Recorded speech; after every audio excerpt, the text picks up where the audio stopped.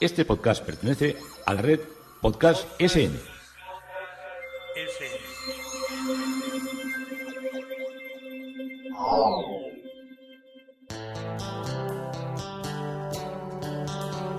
Historia con sentido. Un podcast realizado y presentado por Juan Carlos González.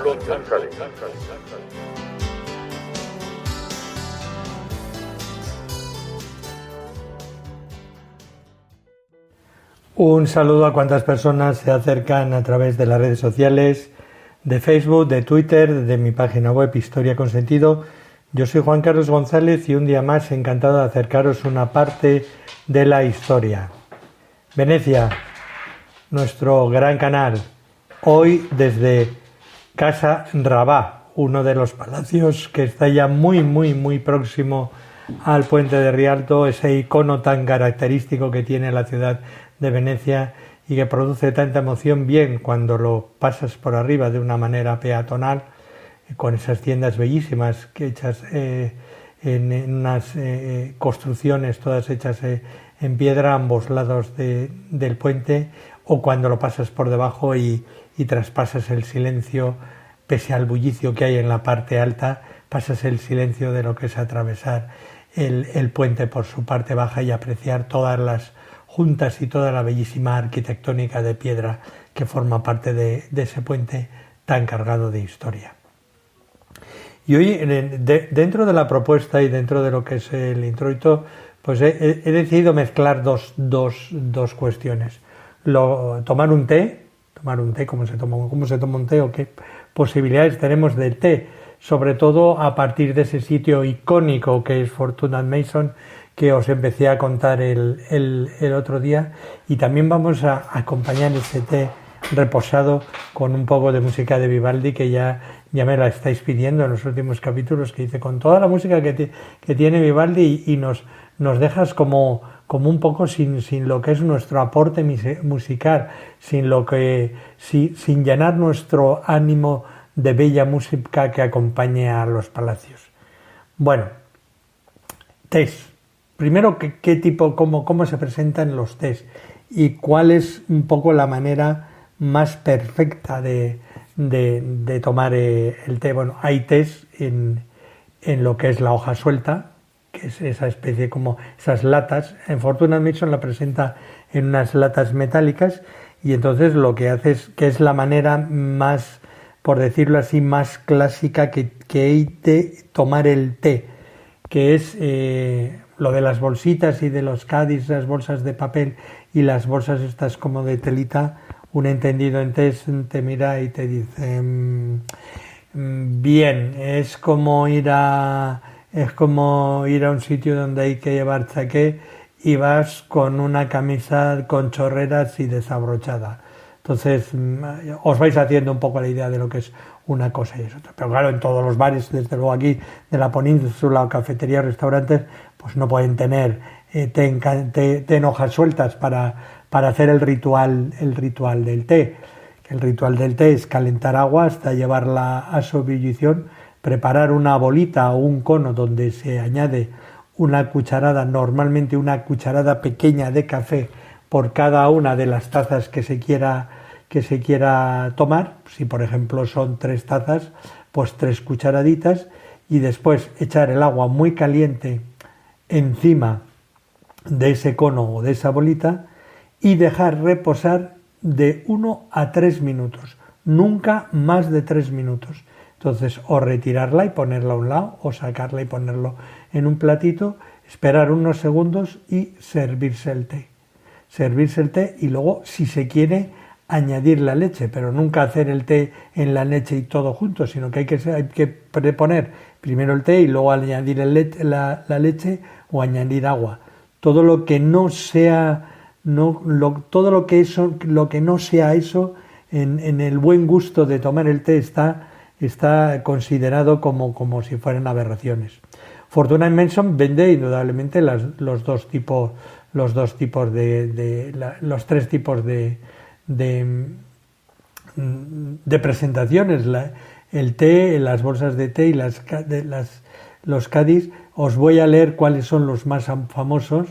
la mezcla de Fortunus Platinum Jubileo, una selección de tés con 6 tipos de tés diferentes, una mezcla para el desayuno, que son unas cajas donde los que tienen que hacer un té rápido toman pues las bolsitas de té, la mezcla de té real, que es la que dicen que se toma en Palacio de Buckingham, también hay tanto en bolsitas como en hojas.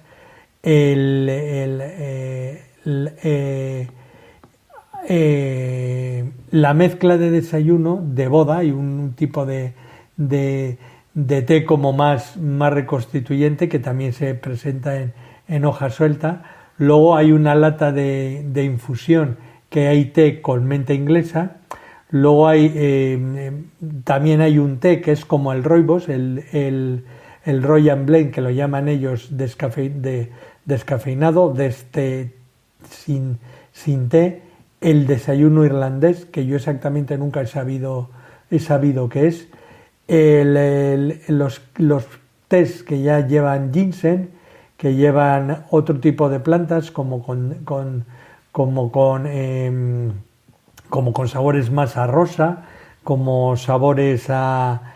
esto ya son todas esta especie de derivaciones que han hecho, que son para distinguir los tés de la mañana de los tés de la tarde. Los tés de la mañana, la idea que tiene Fortune & Mason es que sean unos tés más contundentes, que despejen más, que tengan más teína, y luego están los tés de la tarde, que ya son más aromáticos, más frescos, más para tomar propiamente con un dulce refrescante.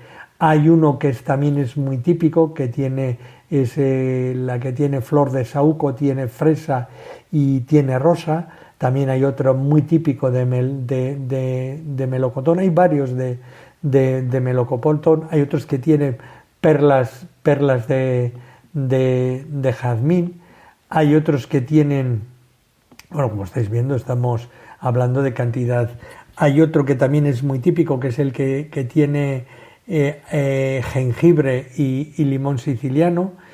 Hay otro que son de plantas chinas. Hay otro muy típico también, con una caja muy bonita, que es el té negro con fresas, té verde con la hoja de saúco, té de Ceilán con naranja, menta, té puro con menta orgánica, té con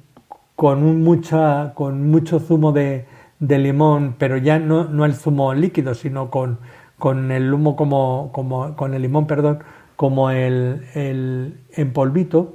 Y así podría pasarme horas hablándoos de las infinidades de tipos de té, té jazmín, té chai, té grey, de todos los tés incontables e innumerables que tiene Fortune & Mason.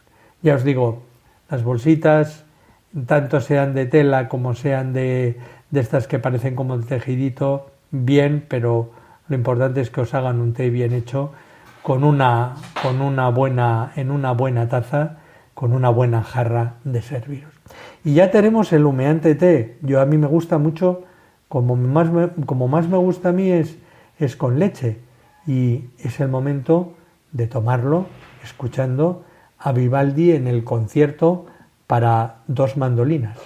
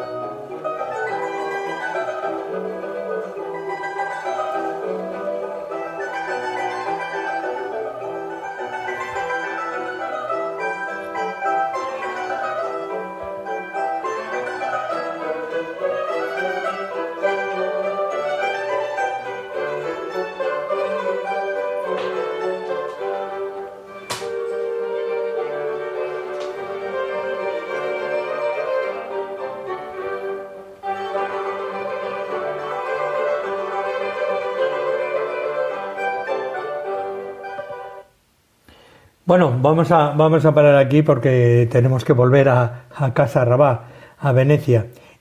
Os he traído este fragmento porque el componer para mandolina, las mandolinas son una especie de guitarras, las vemos de lejos y nos recuerdan mucho a las bandurrias.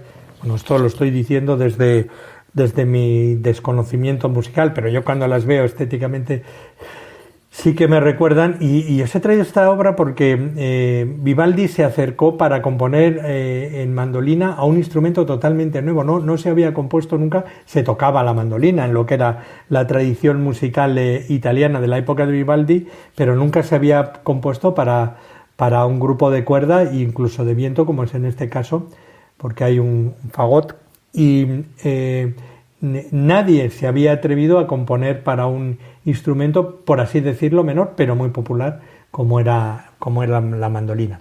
Y todo esto nos lleva a Carrabà, a la ribera izquierda del Gran Canal, después de tomarnos nuestro té.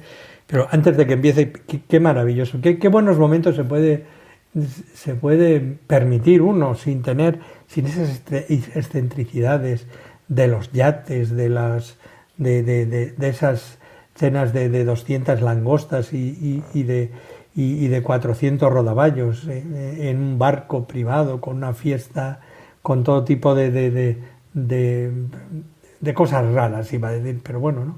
A veces un té, una buena música, una buena paz de uno consigo mismo, pues le da un tono para poder contemplar obras de arte, para poder contemplar palacios en los que sabe que nunca vivirán, pero que son una historia emotiva y que son una historia de la estética que uno contempla cuando pasa por el Gran Canal.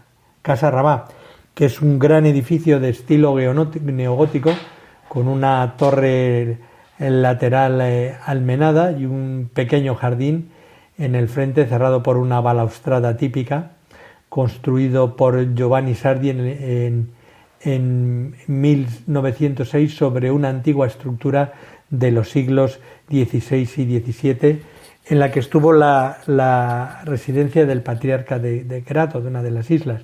Y el edificio se encuentra en 3 pisos, con muchas aberturas en forma de trébol, floretes góticos en las cúspides y con 2 balcones centrales. Seguimos en la ribera derecha, el Palazzo Bembo. Ya estamos muy cerca de Rialto, al lado del Palazzo Dolfin Manin. Fue construida por la familia Bembo en el siglo XV y fue remodelado en varias veces a lo largo de los siglos.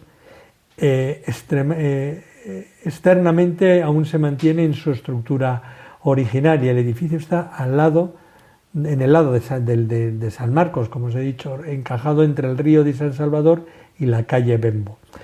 Palazzo Bembo es el lugar de nacimiento de Pietro Bembo, que vivió entre 1470 y 1547, un erudito, poeta, teórico de la literatura y cardenal veneciano, que fue una figura influyente en el desarrollo de la lengua italiana, específicamente de la toscana, como medio literario, y sus escritos ayudaron al renacimiento del interés por las obras de Petrarca en el siglo XVI. Las ideas de Bembo también fueron decisivas en la formación musical profana más importante en el siglo XVI, en las obras, en los madrigales. Y hoy en día el edificio alberga un hotel y una sala de exposiciones de arte contemporáneo.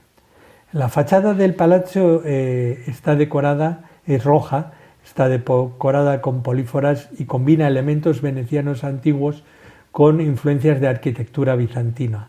La fachada se considera un ejemplo de estilo gótico veneciano y un estilo de arquitectura que se originó en la Venecia del siglo XIV con la confluencia de estilos bizantinos de Constantinopla e influencias árabes de lo que era el influjo también de la Hispania morisca y formas góticas tempranas de lo que era la Italia continental. Y la restauración del Palazzo Bembo del siglo XVII tomó influencias de este periodo, ya que se exhibe en su policromía, fachada de 3 partes y en las logias. Con el florecimiento de la Bienal de Venecia, que este año, en el 2022, cuando hago este podcast, tiene lugar, además ya me han mandado que este año hay sobre todo una proliferación de artistas femeninas impresionantes. Estará preciosa. No tengo un plan ir en este año, desgraciadamente, para mí, pero bueno, no lo sé. Igual os digo que no y luego al final voy. Bueno, el Palazzo Bembo es conocido actualmente como os digo, por sus exposiciones de arte en la Bienal de Venecia, organizadas por una cadena, bueno, no sé si se dice una cadena, por Personal Structures, que es una plataforma internacional de arte contemporáneo. Siguiente palazzo en la ribera derecha es el Palacio Delfín Manin.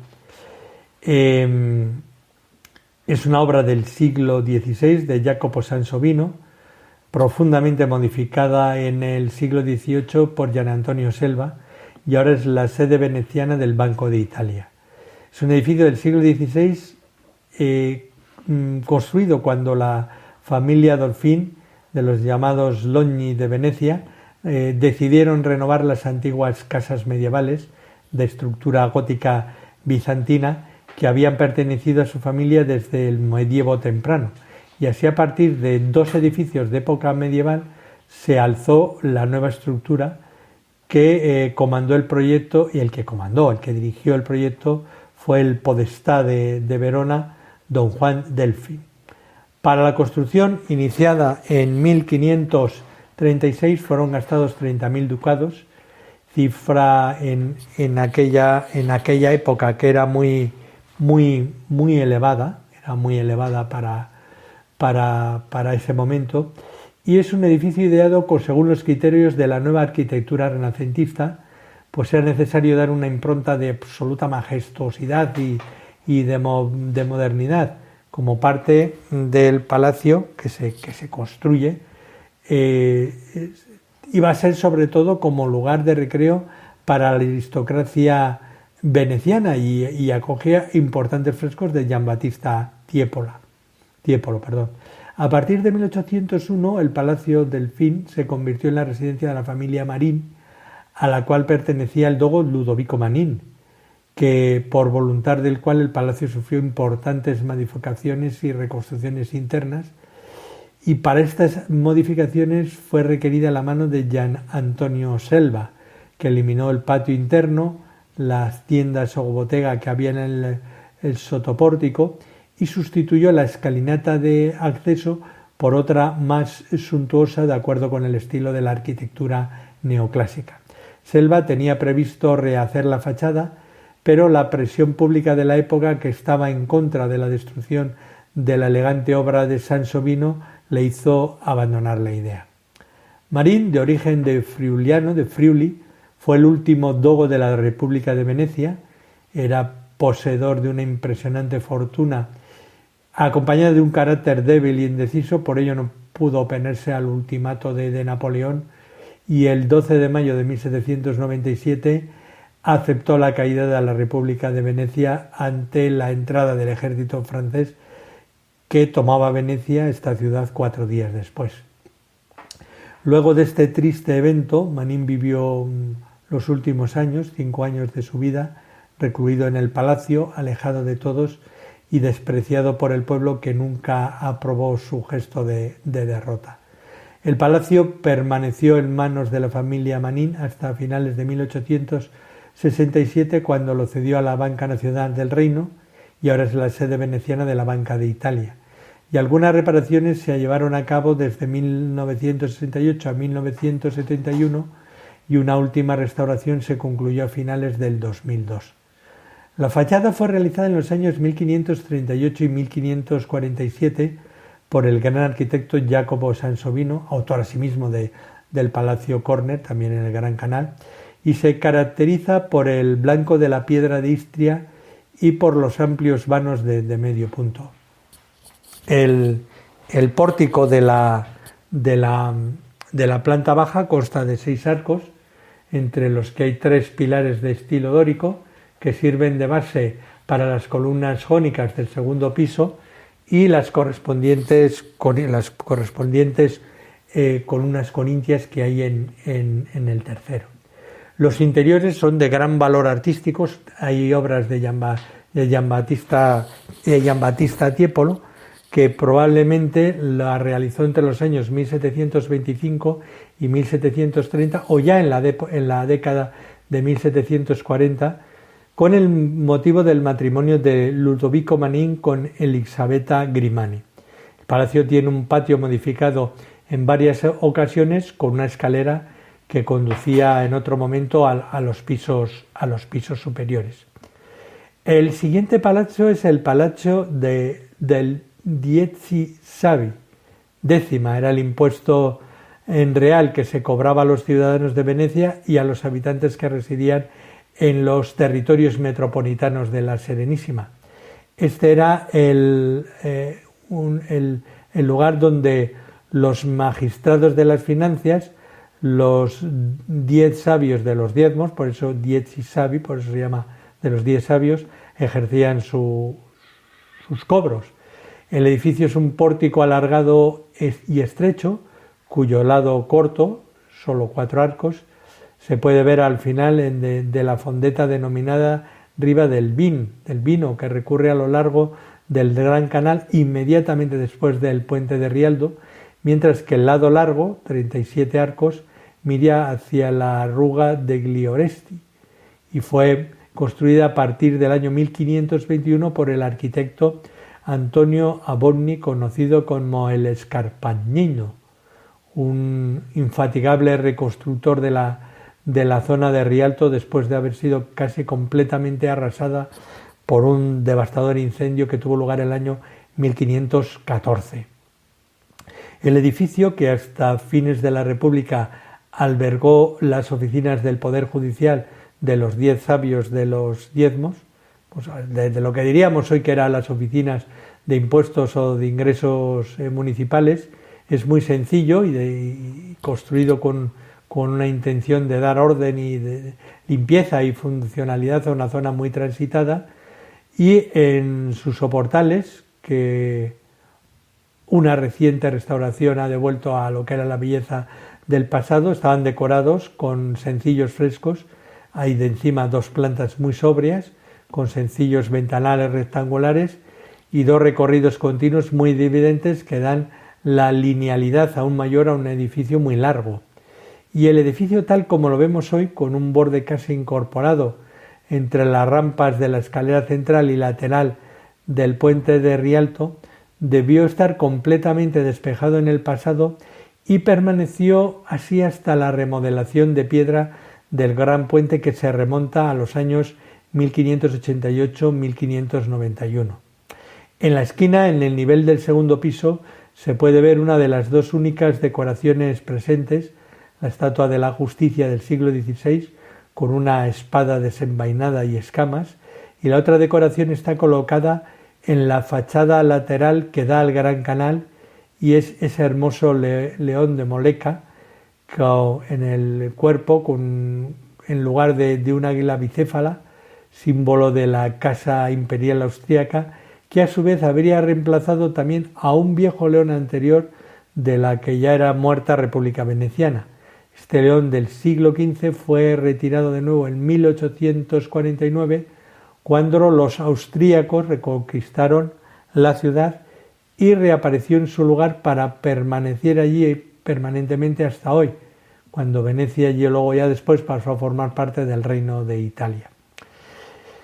Encima de otro pequeño rostro de león del siglo XVI se puede ver una de las 2 únicas decoraciones presentes, la estatua de la Justicia, como os he dicho, y en el siglo XVI el edificio alberga en la actualidad las oficinas de la magistratura del agua, de todo lo que tiene que ver con las cuestiones de los permisos, de las licencias de navegación dentro de lo que es los canales de la ciudad, porque en Venecia tú no te puedes meter como quieras dentro de tienes que tener un número de matrícula, eso está muy controlado. Allí no puede, la gente que viene con veleros de fuera tiene que atracar en las náuticas que están en las partes exteriores. Llegamos al puente de Rialto, que es todo un símbolo de Venecia. Es el más antiguo de los 4 que cruzan el Gran Canal y el más famoso. y une el Sistiere de San Polo con el de San Marcos. El primer puente se construyó en 1181 y era flotante, y fue a partir de la evolución del mercado de Rialto que aumentó el tráfico fluvial y se reemplazó por un puente de madera a mediados del siglo XIII. Este fue construido en 2 ocasiones por derrumbamientos en el 1444 y en 1524, por lo que deciden reconstruirlo en piedra. Arquitectos de la talla de Miguel Ángel, de Jacopo Vignola, de Andrea Palladio y de Jacopo Sansovino presentaron sus diseños para el puente, pero fueron rechazados, y finalmente se construyó según los planos de Antonio da Ponte entre los años 1588 y 1591. La estructura consta de un solo arco, son 2 rampas que parten de cada orilla, que se unen en un pórtico en el centro, y millones de personas lo cruzan cada año por ser una de las principales atracciones de Venecia. Y hoy hemos llegado desde Casa Rabà hasta el puente de Rialto, esa imagen tan típica, tan bella y tan espectacular que nos presenta Venecia a todos que la amamos y a todos que la visitamos. Continuaremos el próximo día desde el Palazzo dei Camerlenyi, desde el puente de Rialto, continuando subiendo por lo que es el Gran Canal. Esto es Historia con Sentido. Yo soy Juan Carlos González y un día más encantado de haberos podido acercar esta parte de la historia. Hoy tomando un té de Fortuna Mason y escuchando una buena música de mandolina de Vivaldi. Todo un placer haberos podido acompañar.